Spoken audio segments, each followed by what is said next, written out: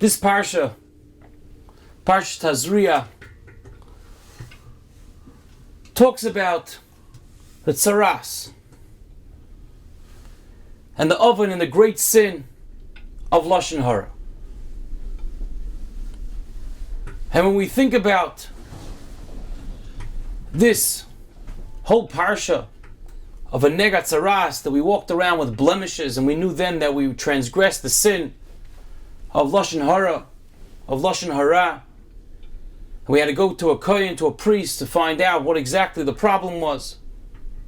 So we think it's something which is not relevant to us at all today. But the truth is, it's so relevant because we realize what we're lacking today.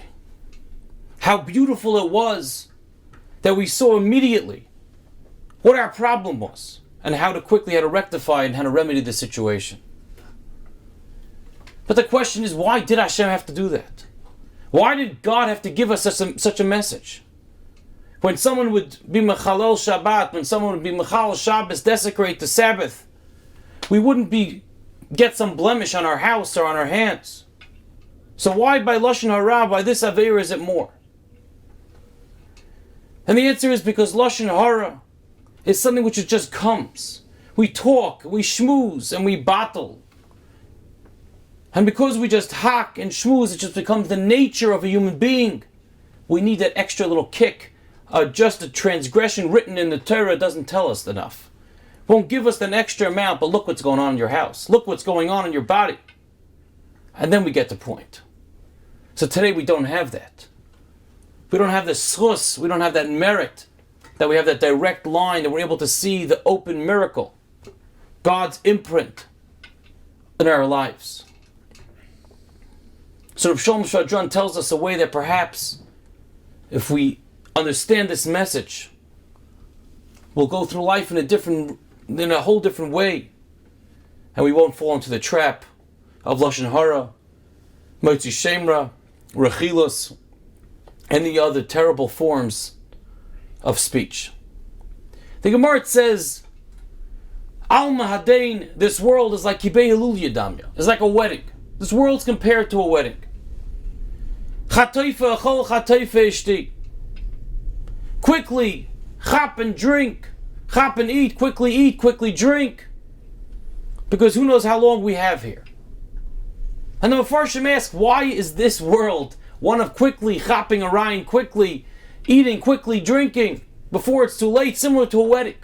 A wedding, we sit, and we're served with waiters. We can relax. We have plenty of time. So where's the comparison between a wedding and this world? And the answer, he says, lies as to which role do you play at the wedding? He says, you're right, a distant friend, a guest that comes in, he comes in whenever he wants. He has it made. He wants to quickly chop. He wants to quickly get a mazel tov in before the chuppah, after the chuppah, come in during one of the dances, not a problem. He comes, which is mazel tov, leaves when he wants, eats the main dish, stays for the dessert, chooses to only do the shmorg, whatever he wants, he comes and goes. As you get closer and closer to the epicenter of the simcha, to the chassan and kala, to the bride and the groom, there's more of a commitment, more of an obligation that you have to be at this wedding. If you're an aunt and uncle, if you're grandparents, you're going to have to be there already earlier for pictures. And you're going to have to stay through the entire wedding, through the end, through Sheva Brachas. It might not be so enjoyable. It might be too much of a commitment, but that's what you have to do. And the parents of the bride and groom, how much time do they have at this wedding? You think they have a time to sit? They're busy from pictures and making sure that everyone's happy, taking mazel tovs, making sure that everything's being paid on time, the band's running, the pictures are being taken, the video's going well, the food's tasty, the valet's working properly. How much time do they have to sit and eat there at the meal? They have to quickly eat, quickly drink. And the chassan and kala, the bride and groom, forget about it.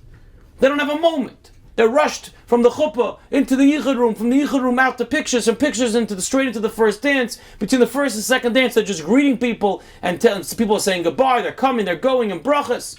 After the second dance, exact same thing, Sheva brachas, and the wedding's over. Where was their time to eat and drink properly? They didn't have too much time. This world is compared to a wedding. If you want to take it easy, pop in when you want, do a little davening, do a little learning, do a little kindness for each other when it's convenient. Wonderful, you can be that type of person. You can be that guest. But then all you are is this guest and a viewing the wedding. But if you want to be part of the simcha, if you want to be part of the wedding, if you want to be the bride and groom, which is what we're all striving for, to be an active participant in life, utilizing each challenges, you better grab and eat, grab and drink. Because we don't have much time, there's so much to do. There's so many obligations and commitments that we've taken on ourselves. So enjoy it, ride the challenge. From difficulty to strength, to times of relaxation, to times of vacation, to times of stress perhaps. Quickly eat and quickly drink. Because you want to be the bride and groom at this simcha.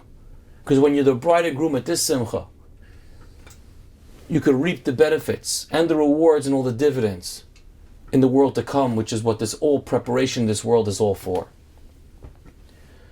And if you start living life that way, we're not going to have time to just sit and schmooze and hack and be mavatal and knock and be cynical and be bitter and talk slander about other individuals. Who's got time for that?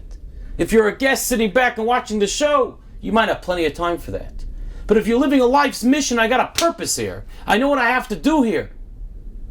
Who has time to talk about other people? Who wants to put down other people? I have a mission to live. I want to live life in a positive way, living, connecting to God, grabbing every moment I can. I got no time for making fun of other people, hurting other people. I don't want it to take away from my life. A chas and a kala, bride and groom, have no time for this. Neither do I. May HaKadosh Baruch Hu give us siyata d'shmaya, certain assistance that we should feel like that bride and groom throughout our entire lives. And we should merit all the blessings that come within. And in that way, we won't need a reminder of a spiritual tzaras or even a physical tzaras. Have a wonderful Shabbos.